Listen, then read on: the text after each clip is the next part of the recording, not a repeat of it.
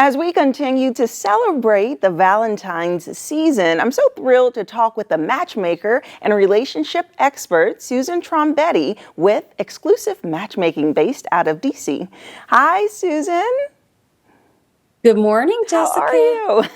I'm fabulous. It's almost Valentine's I Day. know, it's so exciting. And I know that you are filled with so much information and advice for us on so many topics. So I just want to dive in to the first topic being, if this is someone's first time spending Valentine's Day together, what are some of the do's and don'ts that they should consider? Well, Valentine's Day can be a very loaded subject Yeah. when you're new at dating. So it depends. Has it been 2 dates? Has it been 3 months? Has it been 6 months? But my general advice here is don't ignore the holiday. Do acknowledge that it's Valentine's Day, right? Yeah. You have to celebrate, keep it fun Mm-hmm. and flirty. Yeah. So that's the first thing. Mm-hmm. You want to make sure that you make your plans early Yeah. because Mm-hmm. you've probably been there. You can't get into a restaurant. So do make your plans early, or do plan to cook and have a romantic night in by the fire. So let's talk about just dating in general and just how people may struggle with using the right applications or the right methods. So many people are on dating apps, and a lot of people are not because they're not interested in it. But you say ditch the dating apps and focus more on offline love finding. So why do you say that? Yeah, well, okay, according to some older Pew research at this point, but I'm sure it's still holding up. I think it's from 2021.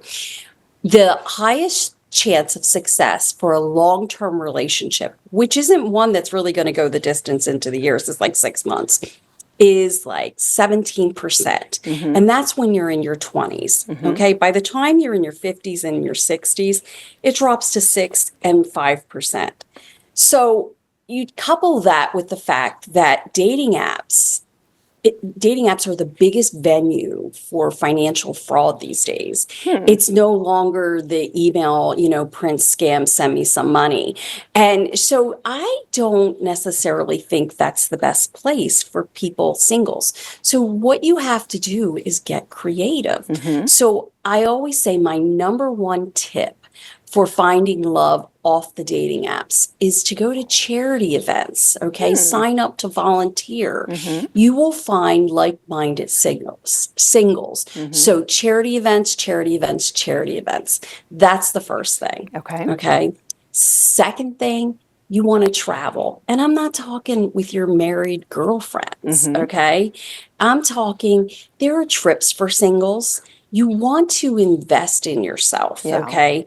And not only when you travel do you become more worldly, but you meet and expand your social circle. And so Mm-hmm. that's the name of the game. You want to go with these curated groups, really and truly, if you want a higher end dating circle or a higher end pool to pick from, you need to start, think of like Abercrombie and Kent, those sorts of trips. But there's single cruises, that are more sometimes affordable for your pocket. Whatever it is, you need to get out of that social circle with those married folks, with your suburbia, friend group, whatever it is, and venture out. And it's okay to be on your own.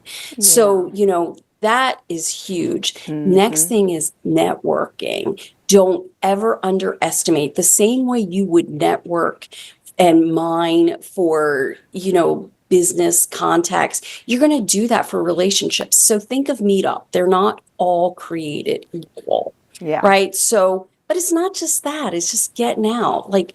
Get off your couch, Jessica.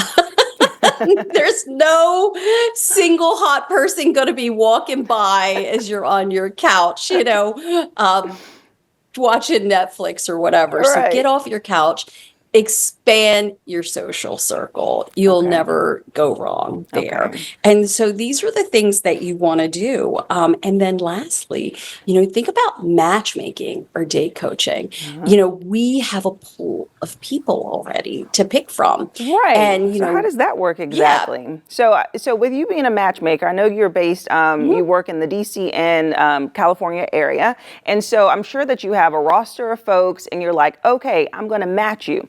What does that look like now? I know that matchmaking was very popular back before these dating apps. Then these dating apps came in and kind of tried to take your place. So how are you still staying trendy and really utilizing those foundational tools to help people find their match? So actually, I will tell you, the matchmaking industry and the love industry has absolutely exploded. Okay, so they are fast growing on dating apps. Yeah. And so when it comes down to how it works, I mean, people see me on programs like this, but it's through networking and being out there and referrals and just, whatever it is, your online presence, people are attracted to matchmaking. And there are matchmakers for anything that you could possibly want in life, right? So if you're a farmer, it's just like dating apps. There's all sorts. So we have a vast group of people and it's very curated. And, what we don't have, we recruit in. And we usually have everyone we work.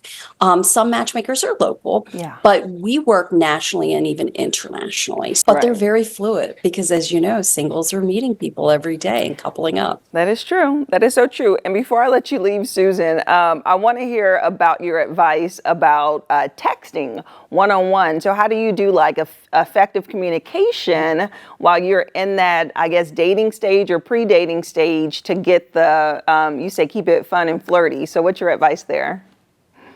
Jessica, I have to tell you, there is no effective communication going on in texting. And I'm going to tell you also, I used to not believe in texting except for informational purposes. However, I need to tell you, texting is everything.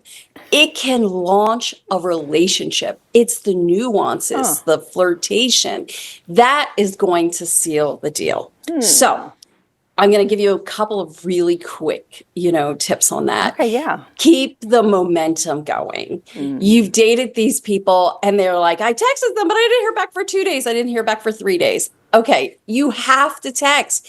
Get on the wagon. It's time to text, right? Okay. You want to flirt, obviously, because this is going to seal the deal. Text that picture to that guy in your little black dress and say hi. Use emojis, but sparingly. Okay. Don't text a book. And you want to be warm, right? So you just want to come off as friendly. How was your day? And a smiley face. I hope it was great. So you just want to keep it light. Okay. Keep it light. Don't write a I feel novel. very Italian here. You said don't send a book. Yeah, don't text a book and don't be negative. It is just a building block in a relationship. But I have to tell you, it is powerful. I've been in business a long time and I came to this realization, people are going to text. True. That is true because texting is something that you can do throughout the day so it keeps your attention. If someone's really good at conversations, well, you can probably only talk at night or over the weekend. So keeping that texting going and like you said, send a little black dress with hello. Exactly. It does it every time. It's shocking to me. Awesome. Well, thank you so much, Susan, for giving us that great matchmaking advice and happy Valentine's Day to you. Happy Valentine's Day to you as well. Take care, Jessica. Bye-bye. Bye-bye. And if you would like more information about exclusive matchmaking, we'll have her website listed below. And like she said, keep it fun and flirty and make plans to enjoy your festive Valentine's Day. And I'll see you after the break.